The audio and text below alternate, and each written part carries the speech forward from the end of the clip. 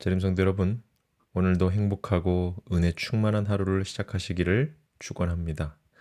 어제에 이어서 12과 셋째 날 화요일 공부를 함께 기도로 시작하겠습니다.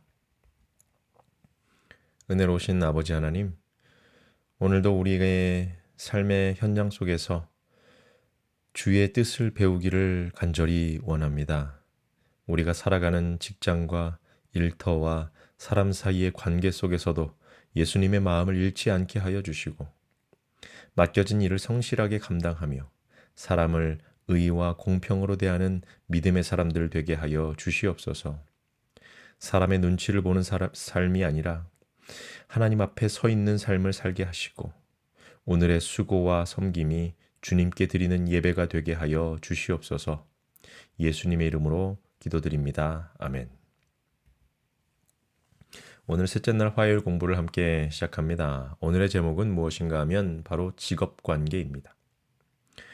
골로새서 3장 22절부터 4장 1절은 당시의 종과 상전의 관계를 다루고 있지만 오늘날로 말하면 고용주와 피고용인, 상사와 직원 혹은 일터 안의 여러 관계에 적용할 수 있는 매우 중요한 원리를 담고 있습니다. 우리 먼저 성경에 있는 말씀을 함께 읽도록 하겠습니다. 골로새서 3장 22절부터 25절 그리고 4장 1절입니다. 종들아 모든 일에 육신의 상전들에게 순종하되 사람을 기쁘게 하는 자와 같이 눈가림만 하지 말고 오직 주를 두려워하여 성실한 마음으로 하라. 무슨 일을 하든지 마음을 다하여 주께 하듯 하고 사람에게 하듯 하지 말라.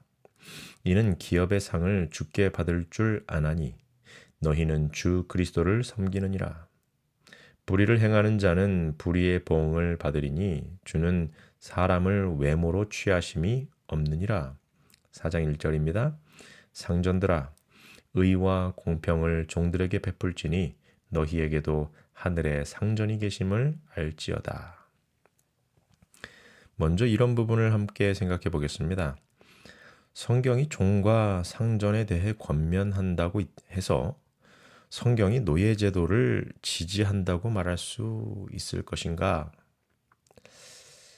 여러분 빌레몬서에서 우리 교과서도 이야기하고 있지만 빌레몬서에서 바울이 오네시모를 어떻게 대해달라고 부탁했는지를 여러분 기억하시지요?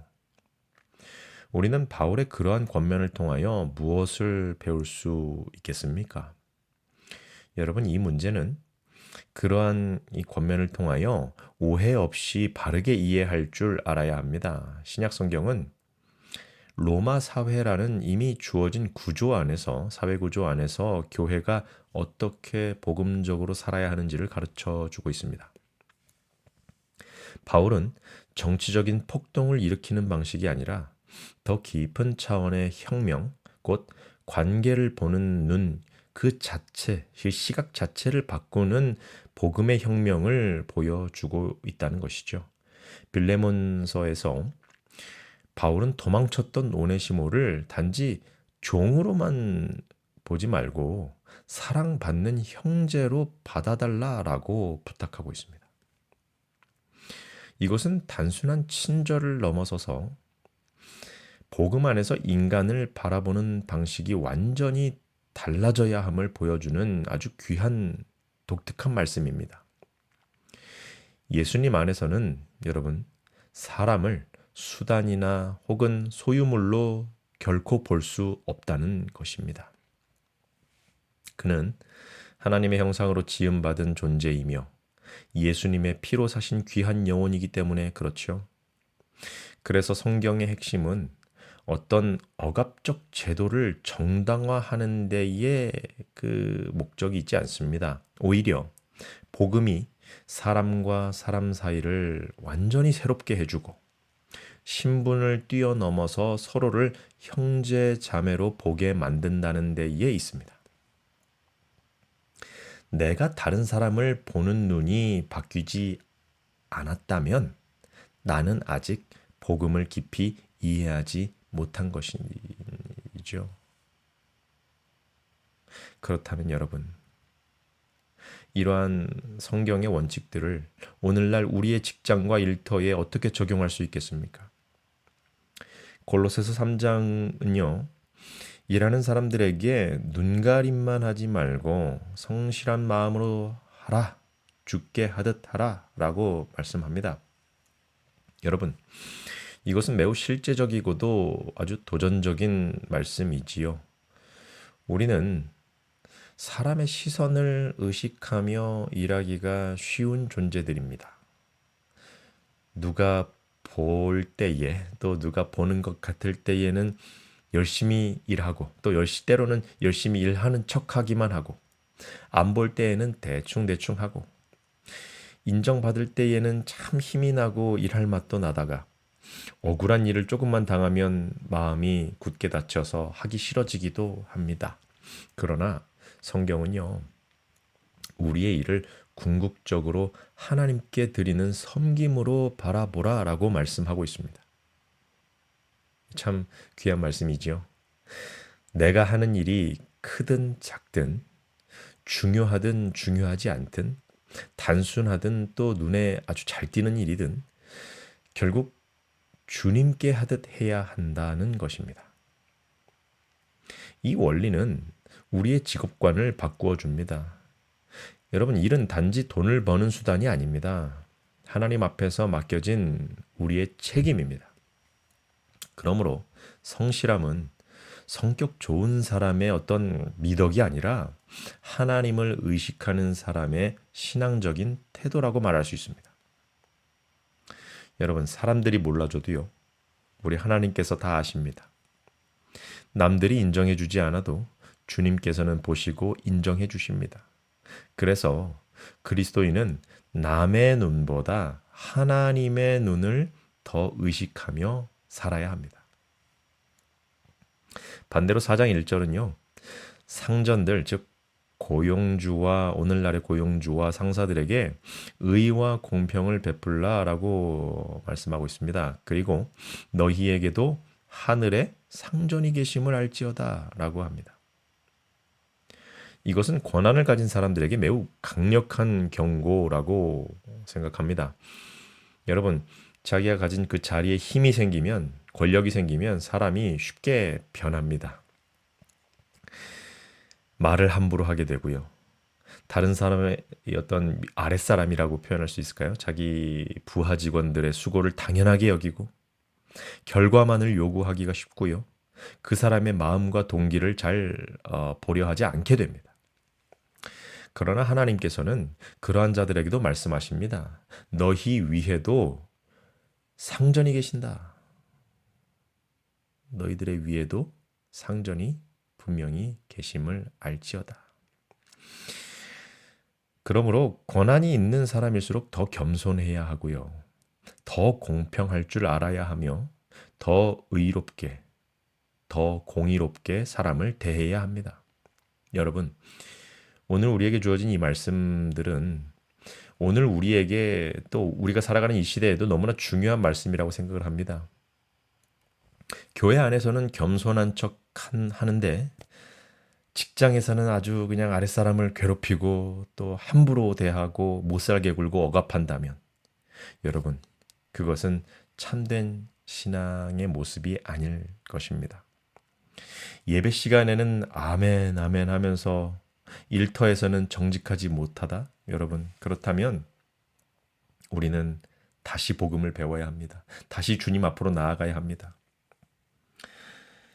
믿음이라는 것은요, 교회 안에서만 드러나는 것이 아니라 월요일부터 금요일까지 우리의 매일의 아주 일상적이고 흔한 삶 속에서의 태도 안에 드러나야 합니다.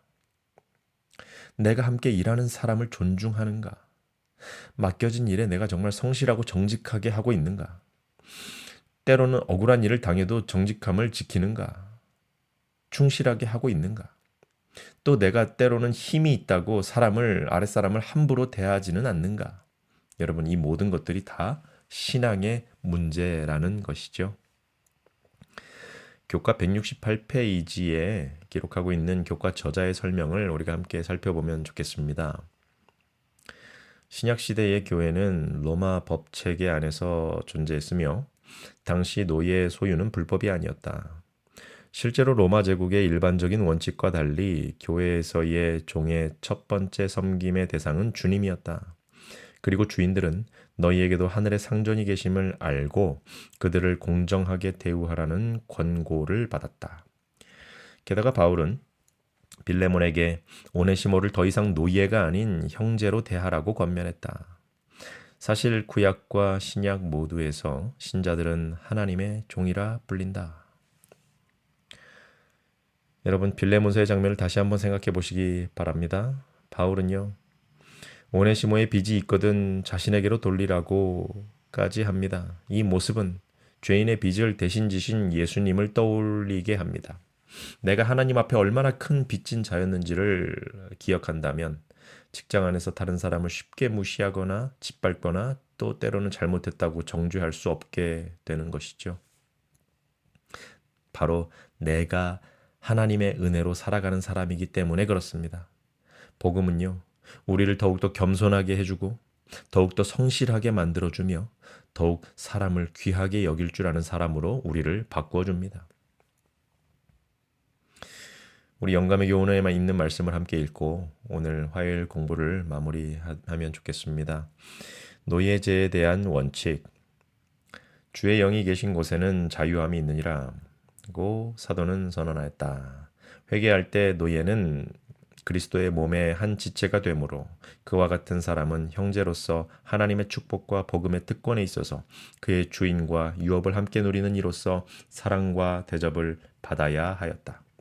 반면에 종들은 그들의 의무를 수행하되 눈가림만 하여 사람을 기쁘게 하는 자처럼 하지 말고 그리스도의 종들처럼 마음으로 하나님의 뜻을 행하여야 하였다. 사도행적 459페이지에 있는 말씀이었습니다. 여러분, 내가 예수님의 은혜로 살아가는 사람이라는 사실을 잊지 않는다면 사람을 대하는 태도가 분명 달라질 수밖에 없습니다. 내가 오늘 직장 안에서 혹시 힘든 관계가 있진 않은지 생각해 볼 필요가 있습니다. 나를 힘들게 하는 사람이 있습니까? 여러분, 그럴 때일수록 예수님께서 나를 어떻게 대하셨는지를 기억하시기 바랍니다. 그리고 혹 내가 누군가를 어렵게 하는 위치에 있다면 하늘에 상전이 계시다는 사실을 기억하시기 바랍니다.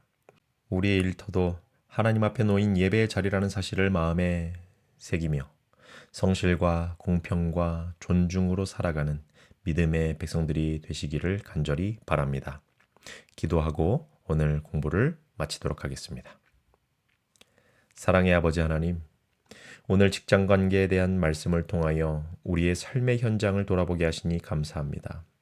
주님, 우리가 눈가림만 하는 사람이 아니라 하나님 앞에 성실한 사람이 되게 하여 주시옵소서. 맡겨진 일을 주께 하듯 감당하게 하여 주시고 불평보다 감사함으로 일하게 하시며 동료와 부하 직원과 상사를 대할 때에도 예수님의 마음을 잊지 않게 하여 주시옵소서. 권한을 가진 자들은 의와 공평으로 사람을 대하게 하시고 억울하고 힘든 자들은 주님을 바라보며 정직함을 잃지 않게 하여 주시옵소서. 우리의 일터가 복음의 향기가 나타나는 선교의 자리가 되게 하여 주시옵소서. 예수님의 이름으로 간절히 기도드리옵나이다. 아멘.